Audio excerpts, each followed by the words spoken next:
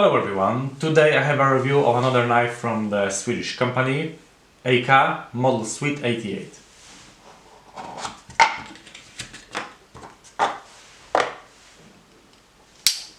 Total length is 18 cm, blade length is 7.5 cm, blade thickness is 2 mm. The steel of the blade is Aleima 12C27.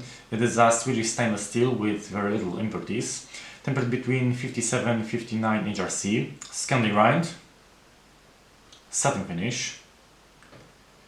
On the blade you can see the company name, EKA SWEDE, Sweden, and the name of the model, SWEDE 88.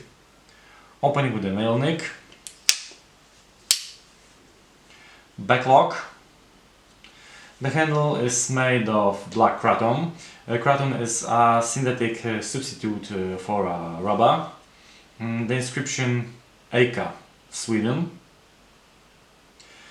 The main axle screw uses a flat-headed screwdriver, but you can also use a small coin. A hole for paracord. In summary, a good-sized minimalist EDC folder in Scandinavian style. I would say it's a flagship knife of the EKA company. Very comfortable. These profilings on the handle also do a job about ergonomics. A version with walnut handle is also available.